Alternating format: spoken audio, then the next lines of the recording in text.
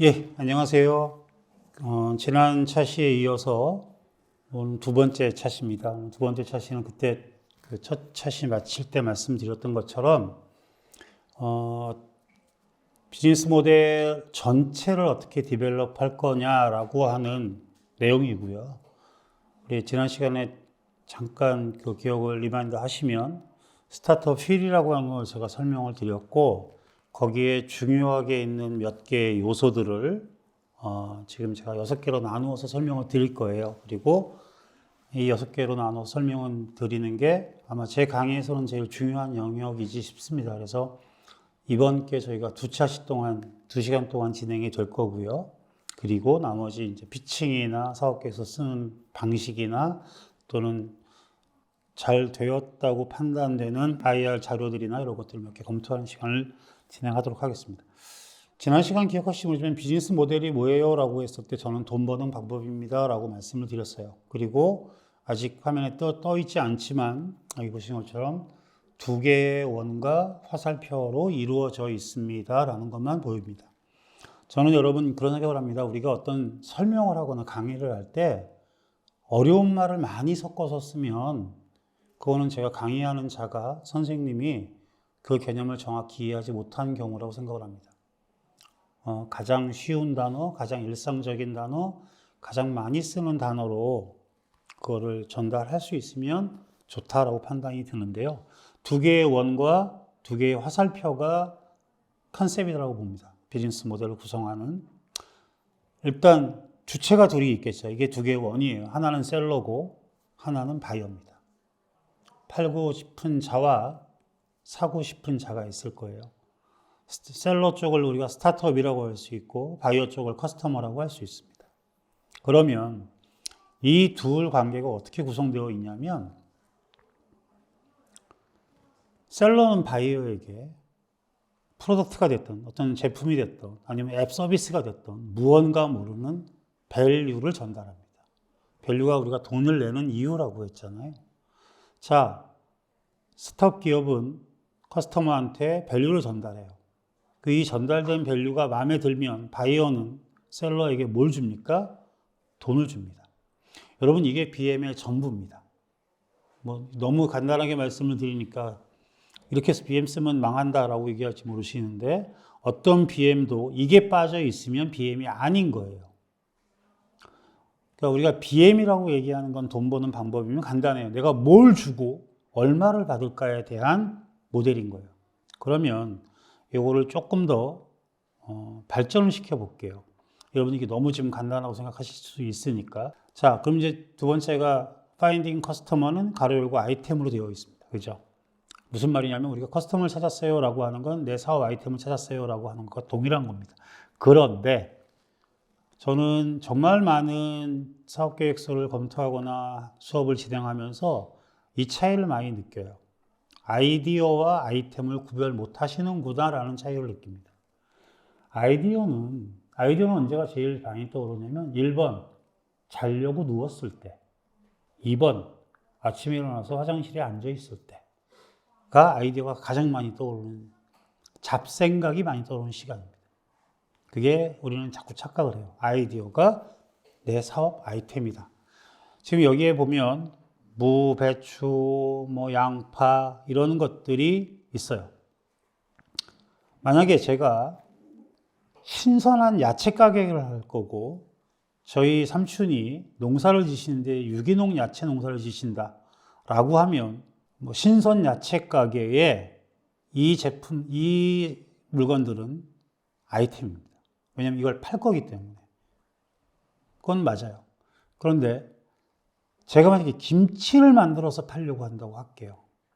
이때 저는 이렇게 생각합니다. 야, 우리 삼촌이 아주 신선하고 유기농으로 키운 야채를 나한테 준다고 그랬으니까 내가 김치를 만들 수 있겠구나 라고 생각해요. 얼핏 보면 맞을 것 같잖아요. 틀렸습니다. 그건 망합니다. 여러분. 내가 이 야채를 팔 거야. 내가 확보한, 내가 이 것들을 아이템화 시켜서 팔 거야 라는 것과, 자, 나는 이런 야채를 확보할 수 있으니까 김치를 만들 거야. 물론 모든 게 동일한, 다 다른 것들이 동일하다면 더 맛있는 김치를 만들 수는 있을지 모르겠어요. 하지만 김치는 발효의 기술, 무침의 기술, 양념의 기술, 정말로 다양한 것들이 필요합니다. 그렇기 때문에 지금 여러분들께서 보고 계시는 것처럼 아이디어와 아이템의 차이는 내가 가지고 있는 필요 조건을 가지고 할 수 있다가 아니라 필요와 충분히 만났을 때 가능한 거예요. 그러면 보통 사람들이 하려고 하는 건 아이템이라고 하시는데 우리는 지금 야채밖에 가지고 있지 못해요. 그러면 이 야채에다가 김치 만드는 기술이거나 어디서 맛있는 젓갈을 공급받거나 어떻게 유통할 거거나 라고 하는 것들을 채워 넣으면 그게 아이템이에요. 그리고 그거를 우리는 사업계획서라고 부릅니다. 정리하면 여러분들이 나중에 써야 되는 사업계획서는 뭐냐면 내가 지금 특히 예창은 더더욱이 그렇습니다. 예창은 아직 창업하기 전이기 때문에 자, 정부가 지원해주면 내가 이런 걸 만들어 볼게요 라고 하는 개념이기 때문에 그때는 아이디어일 수밖에 없어요. 그게 아이템이 아니라고 해서 뭐라고 하는 게 아니에요. 그럼 이 아이디어를 가지고 어떤 부분들을 제가 보완하고 보충해서 이거를 만들어 볼게요 라고 얘기하는 게 사업계획서입니다. 다시 정리를 하면 사업계획서는 내가 가지고 있는 아이디어라는 것을 어떤 과정을 통하고 어떤 리소스를 확보해서 어떻게 만들어낼 것인가를 정한, 그래서 사업 추진 일정도 써라, 그래서 비용 소요 내역도 써라, 이런 것들을 쓰는 거예요. 시장 진입 내역, 뭐 방법도 써라, 전략도 써라, 이런 것들을 쓰게 되는 거예요. 그걸 잘 써놓으면 그걸 보고 그대로 따라하면 나도 모르게 성공했는데 그게 제일 좋은 사업계획서가 되겠죠. 그래서 저희는 아이디어와 아이템을 구별하는 것이 사업을 시작하는 데 있어서 첫 번째 단계다라고 얘기를 합니다. 그냥 표를 한번 만들어 보는데요. 저는 사실 이런 표가 크게 의미 있다고 생각하지는 않습니다. 여러분들이 자료를 혹시라도 가지고서 보시게 될 때 참고하라고 만들면 아이디어와 아이템과 비즈니스를 저는 세 개를 한번 구분해 봅니다. 그리고 아이디어는 개념인 거죠. 머릿속에 있는 생각이에요. 그래서 이거는 developing concept이라고 저는 썼고요. 머릿속에서 브레인스토밍을 하던, thinking 사고 실험을 하던, changeable 하건, 변화 가능하고 열려있고, 이런 것들이 전부 다 아이디어라는 것이 가진 특성입니다. 아이템은 이제 개념적인 게 구체적인 것이 된 거예요. 그래서 이 아이템의 목표가 뭐냐면, 목표는 making product 또는 making service예요. 만드는 거예요. 구체적으로. 이 사업계획서의 방식대로 진행이 되면 나는 내가 원하는 걸 가질 수 있어 라고 하는 겁니다. 그래서 체킹 앤 서베이, 트라이 앤 에러, 임프로브먼트 이게 전부 다 아이템이라는 것 영역 안에 속합니다. 그 다음에 비즈니스는 실전입니다. 리얼 익스큐션이라고 썼잖아요.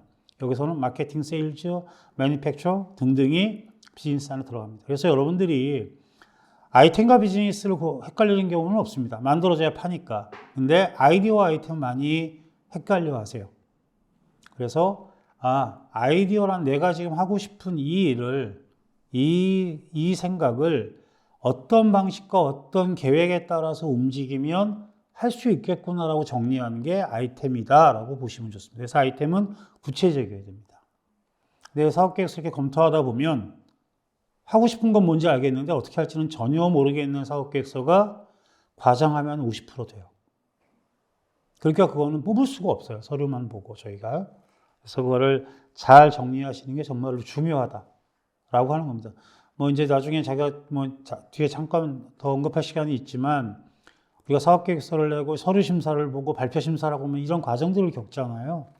그렇기 때문에 그 과정에서 첫 관문이 사업계획서가 서류를 통과하는 건데 그 과정에서 지금 말씀드렸던 내가 얼마나 구체적으로 아이템화 시켰느냐가 중요합니다. 그러면 질문을 한번 스스로한테 해보세요. First question, 첫 번째 질문이 뭘까? Find item, 아이템을 발굴하기 위해서, 아이템을 찾기 위해서 우리가 하는 첫 번째 질문이 뭘까? 여러분들 머릿속에 한번 그려보세요. 어떤 거가 첫 번째 질문이어야 될까? 제가 아까 발표 심사할 때 제일 많이 하고 제일 첫 번째 한다는 질문이 뭐였죠? 네 물건 누가 살 건데? Who is your customer? 이제 저는 질문 꽤 유효가 되지만 여러분들은 Who is my customer? 누가 내 고객인데? 커스터머가 뭐 하는 자다? 돈 내는 자다. 누가 나한테 돈을 내줄 건데? 라고 하는 게 첫 번째입니다. 이 질문에 답할 수 없으면 사업하면 안 되는 거예요. 왜? 돈 내는 자가 누군지를 못 찾았잖아요. 그러니까 finding customer는 finding item이라고 얘기하는 겁니다. 지금 우리가 아이템을 얘기하지만 결국엔 커스터머 같은 겁니다. 이거는 여기다 제가 길어서 쓰지 않았지만 finding needs나 finding pain point나 finding problem 다 똑같은 얘기입니다. 보이지 마. 누가 돈 낼 건데? 라고 하는 질문을 던지고 나면 그 다음에 자연스럽게 이런 질문들이 따라옵니다.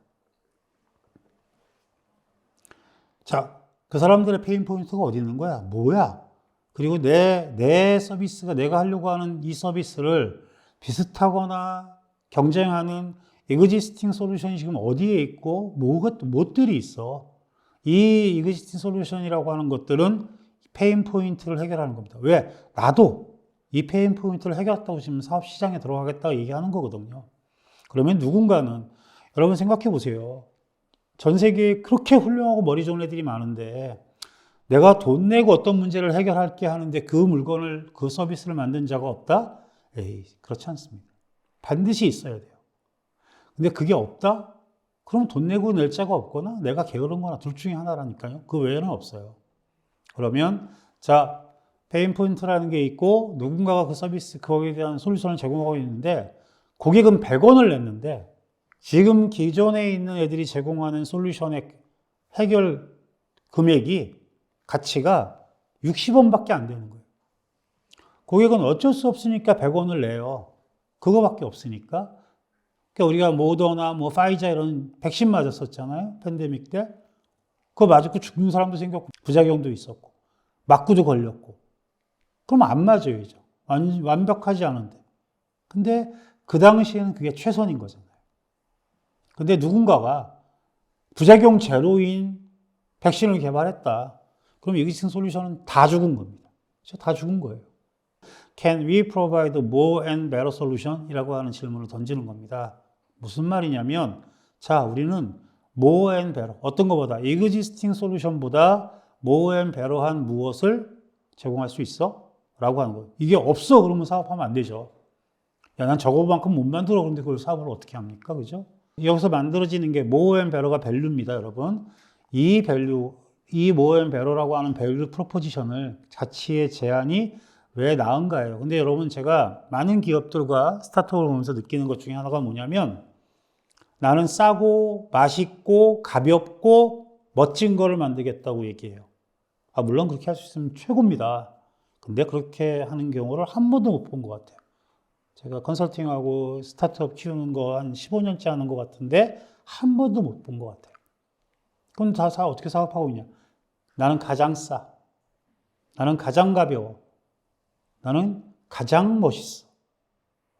쉽게 말하면 내가 할 수 있는 핵심 역량과 핵심 밸류가 코어 밸류가 뭐냐? 거기 하나를 우리가 예전에 했던 말이지만 한 놈만 패 이런 얘기 있었잖아요. 근데 싸고 맛있으면서 뭐 양도 많고 건강에도 좋은 없어요. 죄송한데 못 만듭니다. 그럼 나 그냥 싼 거 만들 거야. 맛있는 거 만들 거야. 건강에 좋은 거 만들 거야. 양 많은 거 만들 거야. 이런 것들처럼 기존에 있는 것들을 분석하면 야 시장의 애들을 분석해 보니까 고만고만한 가격인데 고만고만한 저거야. 그럼 나는 예를 들어서 뭐 영양가가 있고 뭐라고 한대. 그러면 그래 난 동일한 영양가를 주되 너희들 가격에 70%까지 한번 떨어뜨려 볼게. 이런 것들. 그래서 그게 먹히면 자 니네 100원 내고 여지껏 뭐 100원어치 못 먹었잖아. 내 50원어치 먹었잖아. 나는 70원어치 줄게. 라고 하는 그 밸류 하나면 시장에서 먹히는 거거든요. 그래서 이렇게 여러분들이 다시 스스로한테 세부적인 질문을 던지세요. 그리고 파인딩 아이템은 결국엔 어떻게 된 겁니까? 내가 아이템을 찾았다는 얘기는 Who is my customer, Who is your customer처럼 내 고객을 찾았다와 같습니다. 그래서 여러분들이 고객이라는 것이 중요하다라는 거죠. 그러면 트라이앵글 모델이라는 걸 한번 볼게요. 저한테 그런 질문을 많이 하십니다. 어떤 아이디어로 창업하면 성공할까요? 그러면 그거 있으면 제가 하죠. 그죠? 그거 있으면 제가 합니다. 저도 어차피 사업가인데. 근데 저는 이렇게 생각합니다. 누구의 어떤 문제를 찾아서 어떻게 해결하면 걸까 조금 더 구체화시키라고. 그리고 제가 이 내용은 다음 차시에 사업계획서를 어떻게 쓸 것인가에 이게 구체적인 내용들이 나옵니다. 거기서 다시 한번 설명을 드릴 텐데 다 떠나서 이 모델에 제가 강조하고 싶었던 건 가운데 있는 하이라이트, who도 아니잖아요. 목적. 누구를 위해서 라는 겁니다. for whom. 그게 여러분들이 생각해야 되는 첫 번째 질문이고 첫 번째 답이래요. 그게 나오면 된 거예요. 그게 나오면 당연히 아이템도 따라 나올 수밖에 없어요. 어떤 자가 돈을 낸다고 생각을 했어요. 그럼 그 자가 왜 내는지 알 거 아니에요. 그냥 예뻐서? 그렇지 않잖아요. 뭐 why와 how에 대해서는 뒤에 다시 설명할 기회가 있으니까. 저는 이 얘기를 드릴 때, 세렌디피티라는 얘기를 드릴 때 되게 조심스러워요. 왜냐하면 이게 과연 정답인가? 뭐 이런 고민도 좀 있고. 여러분들이 잘 아는 우리나라의 민간 싱크탱크 중에 제일 훌륭하다라고 하는 게, 뭐 저는 개인적으로 다 훌륭한 연구소들이 있지만, 삼성경제연구소가 그래도 우리나라에서는 대표적인 민간연구소, 경제연구소가 아닐까 싶어요. 삼성경제연구소에서 13, 14, 15년, 3년에 걸친 거로 기억을 합니다. CEO 리포트와 CEO 레터가 있어요. 삼성그룹의 임원들한테 보내주는 레터입니다. 근데 갑자기 세렌디피티라고 하는 단어가 나옵니다. 세렌디피티는 여기 지금 써 있는 것처럼 finding something good이에요. without looking for. 찾지 않았는데 우연하게 좋은 걸 만난 겁니다. 그래서 세렌디피티라는 얘기를 우리는 번역할 때 조우라고 합니다. 우연히 만나다. 이 얘기를 던지고 자꾸 뭐 영화 세렌디피티 얘기도 하고 막 이런 얘기들을 저기다 얹어서 보냅니다. 그래서 도대체 저 얘기를 갑자기 삼성에서 왜 할까라는 생각을 했어요. 삼성경제연구소라고 하는 그 싱크탱크가 왜 자기들의 임원진들한테 자꾸 세렌디피티를 던질까라고 고민을 합니다. 그리고 그게 반복적으로 잊을만 하면 반복되는 걸 보면서 아, 이런 이유가 있겠다라고 정리한 내용이 이겁니다. 여러분 지금 이 그림을 보시면 이게 밑에 있는 게 이제 제3의 법칙에서 작용 반작용의 법칙이라고 하는 법칙을 영어로 써놓은 건데요. 이 그림을 보시면 누가 생각나세요? 이거는 뉴턴이 생각나셔야 맞습니다. 그죠? 뉴턴의 만류인력의 법칙이 생각나셔야 그냥 일반적인 우리 사람들의 생각이잖아요. 자, 지금 제가 하나 질문을 던질게요. 우리는 뉴턴이 사과나무 아래에서 책을 보다가 떨어지는 사과를 맞고 아, 만류인력의 법칙을 깨달았다 이렇게 얘기를, 그건 에피소드고요. 저는 그런 일이 있었다고 생각하지 않습니다. 이런 질문을 한번 할게요. 세상에서 떨어지는 사과에 맞은 사람이 뉴턴이 첫 번째입니까? 그렇지 않죠. 아니, 하늘에서 떨어지는 물건을 맞은 경우가 뉴턴이 첫 번째예요? 그렇지 않죠. 그러면 그렇게 많은 사람들이 뭐 사과도 맞고 배도 맞고 별걸 다 맞았을 텐데 어떤 사람들도 그냥 관계없이 지나갔던 것들을 왜 뉴턴은 만류인력의 법칙이라는 것과 제3의 뭐 작용 반작용 제1법칙, 제2법칙, 제3법칙을 만들어낼 수 있었을까? 그래서 우리가 사과를 보면서 뉴턴을 생각할 때 돌이키실 필요가 있습니다. 저는 이렇게 생각합니다. 뉴턴은 머릿속에 온통 야, 지구가 돈다는데 돌면 원심력에서 내가 날아가야 되는데 왜 내가 안 날아가지? 왜 내가 안 날아가지? 라고 하는 고민을 가지고 있었을 거예요. 그자의 머릿속에 이게 가득 차 있었을 겁니다. 맨날 그걸 고민하고 있었고. 근데 어느 순간에 빗방울이 됐던, 뭐 사과가 됐던, 뭐 새똥이 됐던 관계가 없어요. 하늘에서 무언가 자유낙하로 해서 머리를 때려요. 아, 이건 자유낙하가 아니잖아요. 무언가가 끌어다니는, 내가 날아가려고 하는 원심력이 작용하는 것처럼 무언가가 끌어다니는 힘이 존재한다고 판단한 거예요. 파악한 거예요. 인력이라는 것이 그리고 그게 우리가 얘기하는 모든 질량을 가진 물체들은 끌어다니는 힘을 가질 것이다라고 발전되는 거고 그게 만류인력의 법칙이 되는 겁니다. 쉽게 말하면 위에 있는 노란색 하이라이트를 보세요. Prepared person only라고 썼어요. 무슨 얘기냐면 준비된 자만이라고 하는 뜻입니다. Prepared, 준비된 person, 사람만, only, 만. 그죠? 뉴턴이 사과를 맞고 깨달았다라고 하는 것의 근간에는 뭐가 있는 거냐면 뉴턴은 관련된 고민을 너무너무 오래 하고 있었다. 걔 머릿속에는 온통 이 고민이 가득 차 있었다. 그래서 트리거로 사과가 하나 떨어졌을 때 이자는 깨닫게 됐다는 얘기예요. 두 번째는 더 극적이에요. 극적. 아르키메데스 얘기인데요. 밑에 있는 단어는 부력의 법칙이라는 뜻입니다. 자, 아르키메데스는 왜 더 극적이라고 말씀을 드리냐면 왕이 왕관을 만듭니다. 이만한 황금을 주고 이걸 녹여서 정말로 멋진 왕관을 만들어 왔어요. 근데 이 왕이 의심덩어리라 고민을 하기 시작합니다. 저게 내가 준 황금으로 다 만들었을까? 아니면 제가 황금을 빼돌리고 다른 걸 섞었을까라는 고민을 하기 시작해요. 그 무게를 재봐라. 무게는 같아요. 내가 줬던 금의 무게 같아요. 하지만 다른 물건을 써서 얼마든지 무게를 맞출 수 있으니까 못 믿겠는 거예요. 그래서 아르키메데스를 불러서 얘기를 합니다. 너 가서 여기에 다른 게 들었는지 안 들었는지 찾아와. 일주일 동안 못 찾아오면 넌 죽었어. 이렇게 된 겁니다. 그러면서 그 고민을 하는 중에 목욕탕을 가죠. 그 물에 들어갑니다. 물이 넘치죠. 뭐 똑같은 질문을 드리면 물에 들어가서 물 넘친 게 아르키메데스가 첫 번째입니까? 그렇지 않잖아요. 근데 아르키메데스는 그 당시 우리가 다 아는 유레카를 외치면서 뭐 알몸으로 로마 시내를 뛰어다녔더니 그건 제가 본 적 없으니까 모르겠고 그렇게 얘기를 합니다. 유레카 깨달았다고. 아르키메데스는 온통 머릿속에 뭐만 생각한 거예요. 어떻게 해야 저 문제를 내가 풀 수 있을까라고 하는 고민을 했던 거예요. 계속. 그러다가 물에 들어갈 때 비중과 밀도와 물의 양과 무게라는 걸 고려하니까 야 이게 금덩어리 똑같은 걸 넣어서 왕관하고 똑같이 넘어가면 똑같은 물질이고 밀도고 그렇지 않으면 무게는 같을지 모르지만 비중이 다르니까 다른 물질이 섞여 있는 거네라고 깨닫게 된 거예요. 그러니까 여러분들 저는 이게 프리페어드 원리라고 얘기를 하는데 왜 그러면 삼성경제연구소가 이걸 전부 다 이 얘기들이 제가 만든 얘기가 아니라 아까 말씀드렸던 삼성경제연구소가 잊을만 하면 보내는 레터에 세렌디피티에 실렸던 내용들입니다. 즉, 자, 삼성 임원들이시여 깨어 있어요. 지금 기회가 엄청나게 많이 지나가고 시간이 정말로 빠르게 당신들을 지나가고 있는 시점인데 그거를 잡지 못하면 잘릴지도 모릅니다. 라고 하는 경고인 거예요. 그래서 그걸 저희는 카이로스라고 부릅니다. 카이로스는 신화입니다. 여기는 이 그림이 이렇게 나왔지만 신화에 나오는 걸 기회예요. 기회라고 하는 것을 뜻하는 카이로스는. 전면부는 온통 털북성입니다.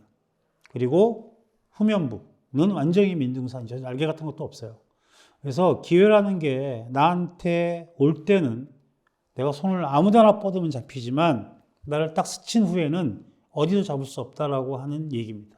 쉽게 말하면 왜 제가 파인딩 아이템을 하세요라고 하면서 세렌디피티를 얘기하고 마지막에 카이로스까지 가냐면 여러분들이 얼마나 여러분이 하고자 하는 사업에 아직 아이템이 안 됐다고 좋습니다. 여러분들이 하고자 하는 사업 아이디어에 깨어있고 민감하고 빠르게 대응하느냐, 반응하느냐, 얼마나 거기다 관심을 가지고 있고 촉각을 세우고 있느냐가 교계 여러분들이 아이템을 찾느냐 못 찾느냐의 결정이 될 거예요.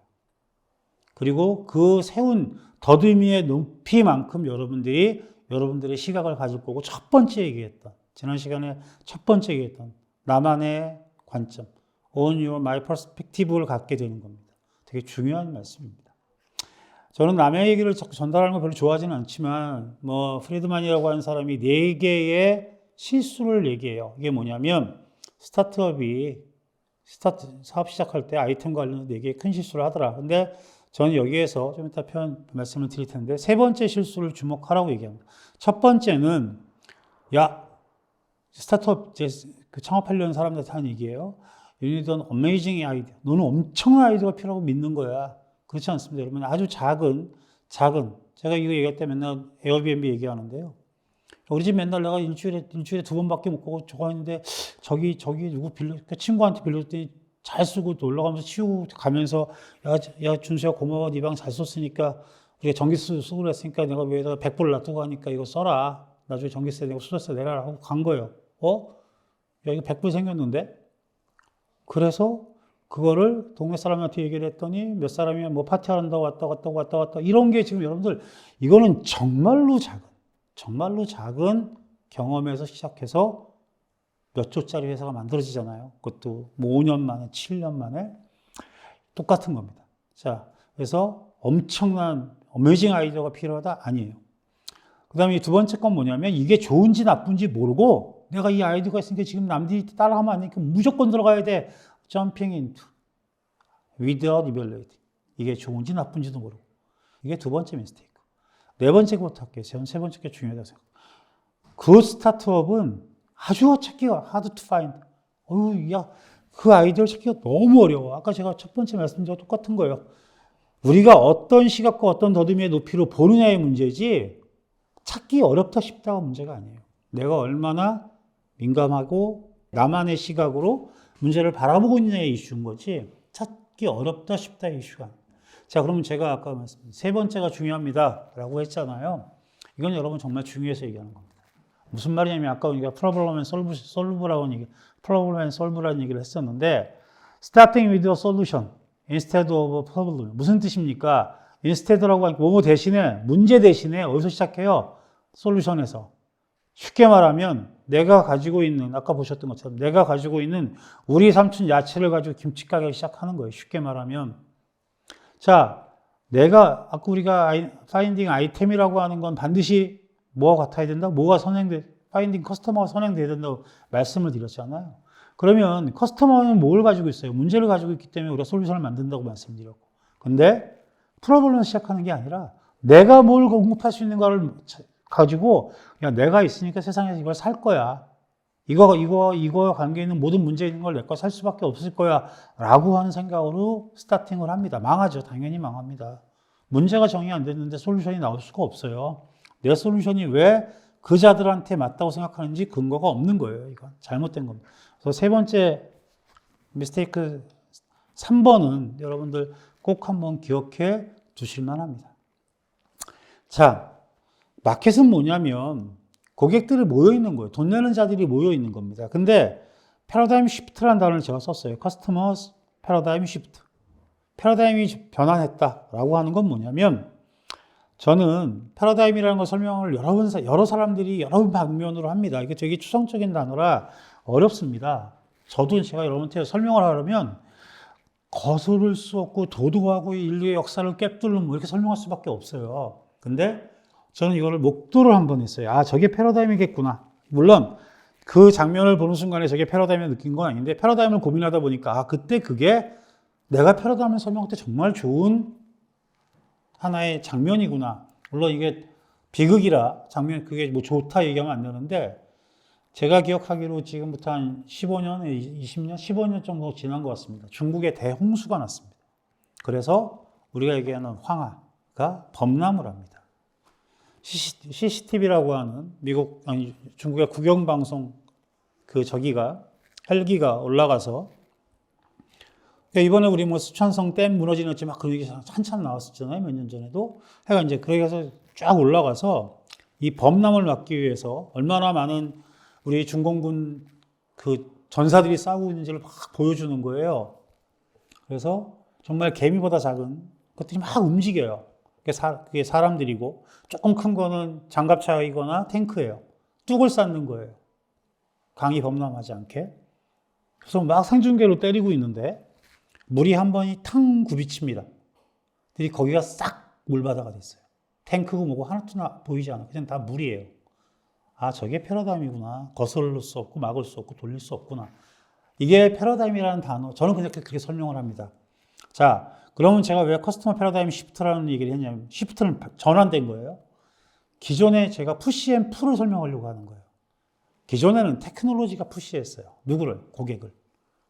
우리가 지금 다 스마트폰 쓰시지만 옴니아가 나왔었고 그 다음에 갤럭시 S1이 나왔고 그 다음에 뭐 엑스페리아 이런 것들이 스마트폰이라는 이름으로 윈도우폰 이런 거 쭉 등장을 합니다. 그리고 어느 순간에 갑자기 뭐가 사라집니까? 예. MP3가 사라지고요. 어느 순간에 갑자기 디지털 카메라가 사라집니다. 이게 핸드폰이 다 흡수를 해버리죠. 그리고 갑자기 카톡이 없으면 애들을 학교 보낼 수 없게 돼버립니다. 선생님이 카톡으로 자, 내일 준비물 뭐예요라고 얘기를 하기 시작합니다. 그러면 투지폰을 쓰는 사람들은 A를 학교로 못 보내는 거예요. 투지는 카카오톡이 안 되니까 쉽게 말하면 그래서 이게 테크놀로지 푸시입니다. 기술이 밀어붙여요. 이거 해. 이거 너 안 써? 이거 안 쓰면 너는 안 돼. 라고 해서 그게 제가 볼 때는 한 5년 전까지의 시장 모델이에요. 기술이 계속 밀어붙여 왔어요.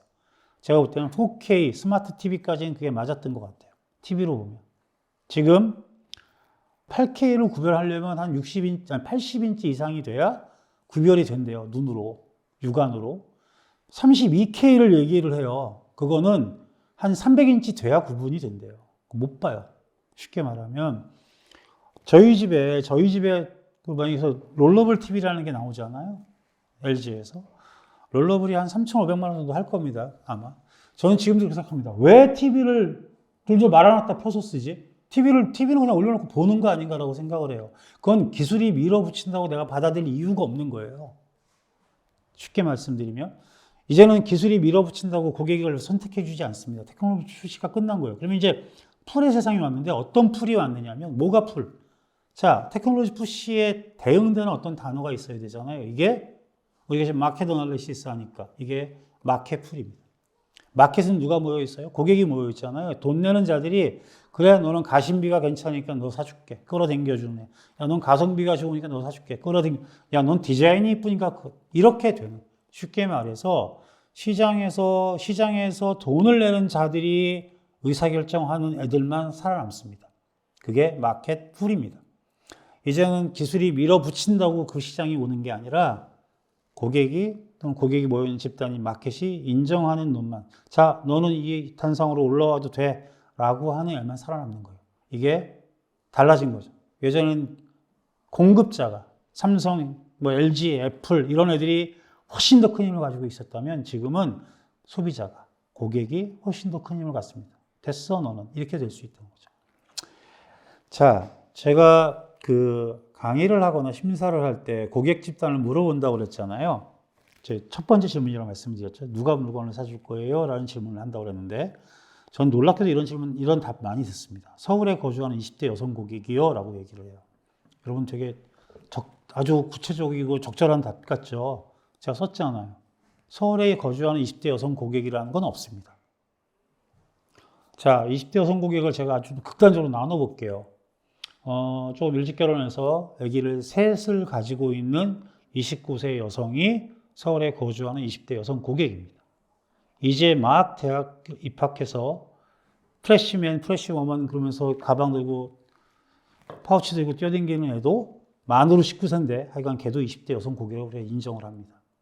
이 둘을 같은 고객이라고 하는 카테고리 안에 묶어놓고 어떤 메시지를 던질 수 있어요? 어떻게 그들에게 내가 원하는 마케팅을 할 수 있고 그들을 설득할 수 있어요? 다릅니다, 여러분. 그 둘은 완전히 달라요. 더 얘기하면 직장을 다니는 자와 다니지 않는 자, 아이가 있는 자와 없는 자, 결혼한 자와 하지 않는 자, 아파트에 사는 자와 단독에 사는 자, 더 심하게 얘기하면 반지하에 사는 자, 다 달라요. 차를 가지고 다니는 자와 대중교통을 이용하는 자, 모든 게 다릅니다. 모든 게. 그런데 그걸 하나 다 뭉뚱그려서 서울에 거주하는 20대 여성 고객이라고 던지면 이 회사는 망한 겁니다.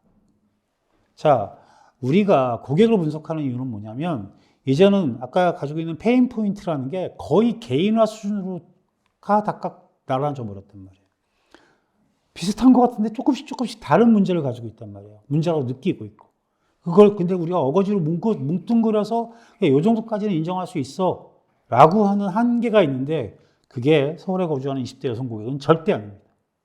그러면 그렇게 할 수 없으면, 그렇게 묶어낼 수 없으면 고객 문제를 디파인 할 수 없고, 디파인 못하면 팔 수 있는 물건을 만들 수가 없는 거예요. 좀 이따 STP도 나오겠습니다만, 정말로 중요한 건 파인딩 커스터머 하는 건데, 그걸 이제 우리는 결국에는 페르소나라고 부르는 1인까지도 쪼개낼 필요가 있다. 그래서 핀포인트 마케팅 이렇게 얘기까지 나오는 겁니다.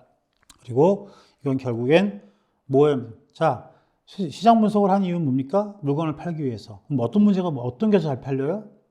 무언가 more and better in 이라는 겁니다. 그래서 저는 강좌가 다 끝났다 다시 한번 말씀을 드리겠지만 저보고 파인딩 커스텀에서 시작하던 아니면 밸류 프로포지션에서 시작하던 아니면 IR 프로세스 어디에서 시작하던 저는 바퀴를 한 바퀴 돌릴 수 있습니다.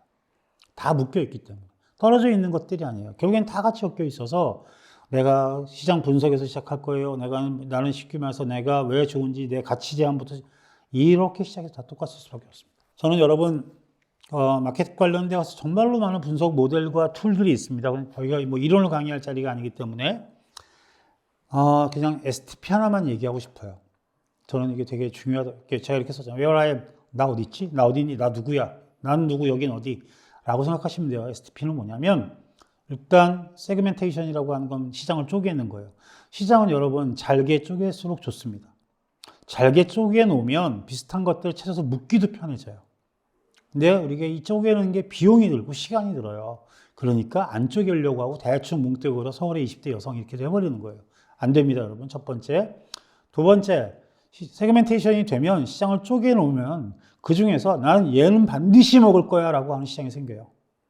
내가 목표 시장이라고 하는 건 난 얘를 꼭 먹어. 내가 얘를 못 먹으면 이 사업은 망해 라고 하는 시장이, 그게 우리가 얘기하는 거점 시장이고, 여러분들이 좋아하는 소밀 수도 있고, 그러니까 비치헤더라고 하는 그게 거점이죠. 생존 시장일 수도 있고, 1차 타겟 시장, 뭐라고 해도 좋습니다. 그게 목표 시장인데, 목표 시장이 생겨야 이건 꼭 먹어야 돼. 이걸 못 먹으면 여러분들 그 사업하면 안 된다라는 얘기하고 똑같은 얘기예요.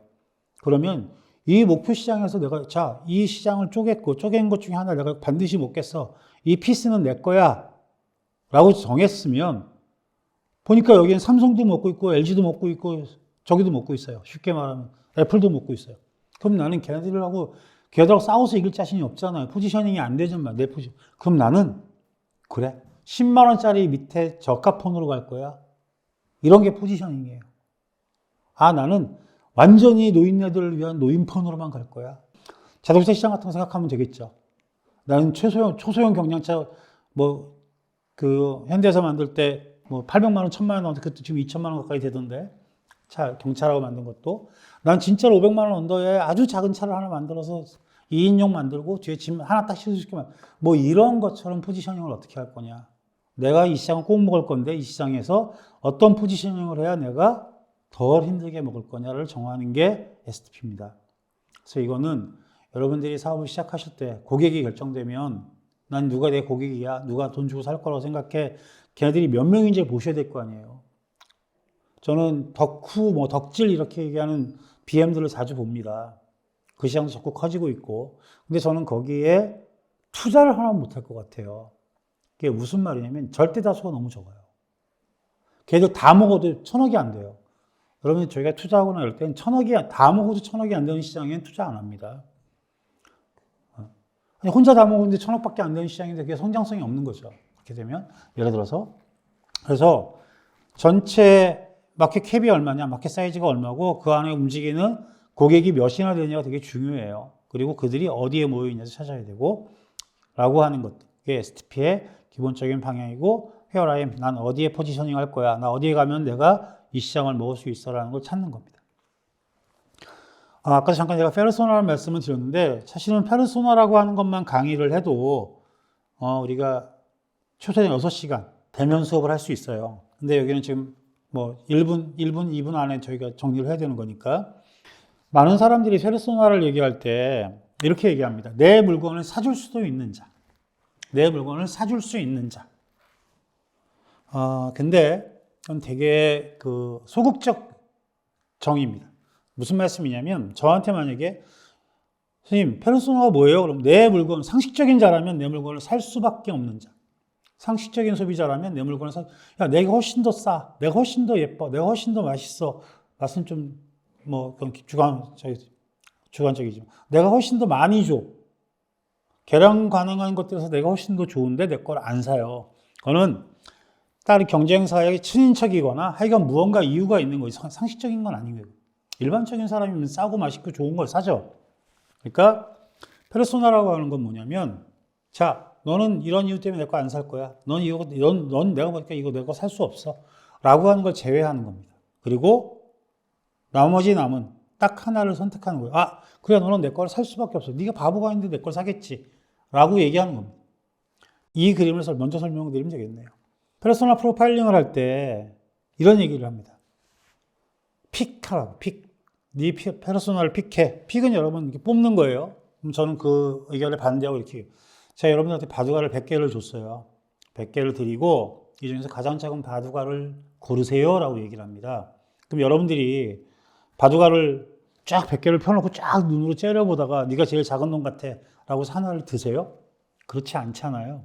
최소한 작다고 생각하는 것보다 큰 것들 50개, 60개는 먼저 이렇게 손으로 치우실 거 아니에요. 그럼 30개가 넘으면 30개 중에서도 작다고 생각하는 것 몇 개보다는 크다고 생각하는 걸 빼실 거 아니에요. 그러니까 작다고 생각하는 것만 남을 거 아니에요. 그 중에서 봐서 2개 중에 하나 또는 2개를 선택하실 거 아니에요. 무슨 말이냐면, 페르소나 프로파일링은, 자, 내가 이렇게 보고 있다가 네가 내 페르소나 해라가 아니라, 자, 넌 이래서 안 되고, 넌 이것 때문에 안 되고, 넌 이걸 못 사. 그러니까 남은 게 너니까 네가 내 페르소나야 라고 정하는 겁니다. 그런데 그런 질문을 합니다. 안 남으면요? 그럼 그 사업하면 안 되는 거죠. 내 거를 살 수밖에 없는 자가 없는데, 무조건 내 거를 살 수밖에 없는 자가 없는데 내가 어떻게 팔아요? 페르소나 프로파일링이 안 됐는데. 그래서 이거는 not about pick it. 어떤 걸 고르는 것에 대한 문제가 아닙니다. throwing away, 버리는 것. 그 얘기가 뭐냐면 앞에서 보셨던 MIT 스타트업에서 이렇게 얘기하는, 페르소나를 정의하는 것은 서비스 대상에서 제외할 고객을 정하는 것과 같다라고 얘기하는 겁니다.